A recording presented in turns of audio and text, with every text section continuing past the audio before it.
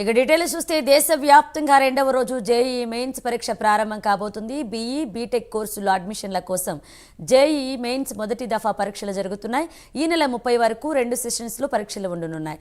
ఉదయం 9 గంటల నుంచి మధ్యాహ్నం 12 గంటల వరకు, మధ్యాహ్నం 3 గంటల నుంచి సాయంత్రం 6 గంటల వరకు 2 దఫాలుగా ఆన్లైన్లో జేఈఈ మెయిన్స్ పరీక్షలు జరుగుతున్నాయి. ఈ ఏడాది ఏప్రిల్లో మెయిన్స్ రెండవ దఫా పరీక్షలు జరగనున్నాయి. మెయిన్స్ క్వాలిఫై అయితేనే అడ్వాన్స్కు ఎంపిక చేయనున్నారు. దేశవ్యాప్తంగా 15 నగరాల్లో పరీక్షలు జరుగుతున్నాయి. తెలుగు రాష్ట్రాల్లో పరీక్షకు దాదాపు 2 లక్షల మంది విద్యార్థులు హాజరు కాబోతున్నారు. మౌలాలిలోని పరీక్షా కేంద్రం నుంచి మా ప్రతినిధి నాగేంద్ర అందిస్తారు. నాగేంద్ర,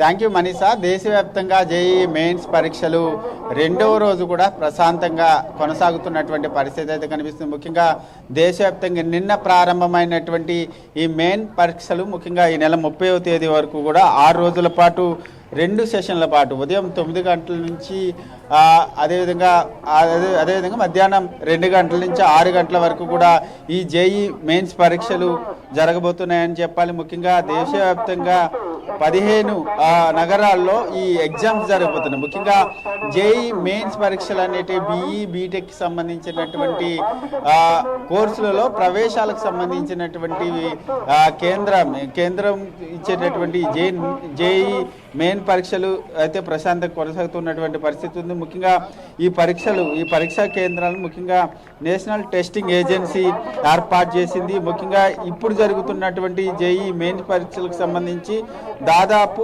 2 తెలుగు రాష్ట్రాల్లోనే 2 లక్షలకు పైగా కూడా విద్యార్థులు జేఈఈ మెయిన్ పరీక్షలకు అటెండ్ అవుతున్నటువంటి పరిస్థితి అయితే కనిపిస్తుంది. ప్రస్తుతం మనం మౌలాలిలో ఉన్నటువంటి ఐడిజెడ్ టెస్టింగ్ సెంటర్, ప్రస్తుతం ఈ ఐడిజెడ్ ఎగ్జామ్ సెంటర్లో అయితే ప్రస్తుతం జేఈఈ మెయిన్ పరీక్షలకు సంబంధించి ఉదయం నుంచి కూడా ప్రస్తుతం అయితే 7 గంటలు అవుతుంది.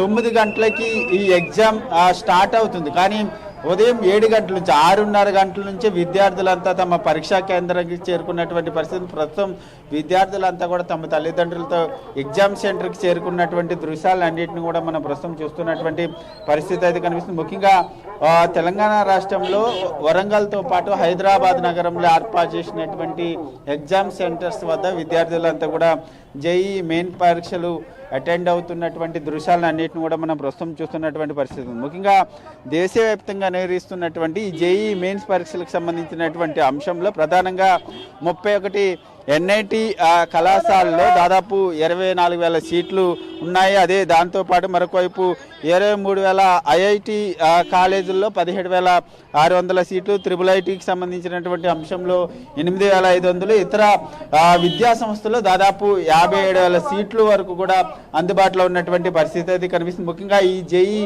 మెయిన్ పరీక్షల్లో క్వాలిఫై అయినటువంటి వారు మే నెలలో నిర్వహించేటటువంటి అడ్వాన్స్ పరీక్షలకి అర్హత సాధిస్తారు.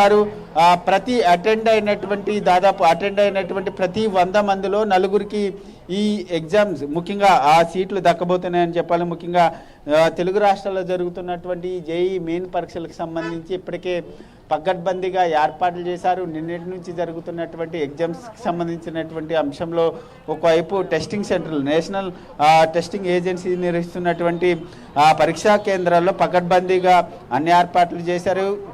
ఎగ్జామ్స్ రాసేటటువంటి విద్యార్థులు ఎవరు కూడా ఎటువంటి ఎలక్ట్రానిక్స్ ఐటమ్స్ని కూడా లోనికి అనుమతించడం లేదు. ఎందుకంటే ఆన్లైన్ మోడ్లో జరిగేటటువంటి ఎగ్జామ్స్కి సంబంధించినటువంటి అంశంలో దేశవ్యాప్తంగా కూడా ఎటువంటి ఇబ్బందులు తలెత్తకుండా అదేవిధంగా చాలా పకడ్బందీగా ఈ ఎగ్జామ్స్ని నిర్వహిస్తున్నటువంటి పరిస్థితి అయితే కనిపిస్తుందని చెప్పాలి. మొత్తానికైతే దేశవ్యాప్తంగా జేఈఈ మెయిన్స్ పరీక్షలు రెండవ రోజు కూడా ప్రశాంతంగా కొనసాగుతున్నటువంటి పరిస్థితి అయితే కనిపిస్తుంది.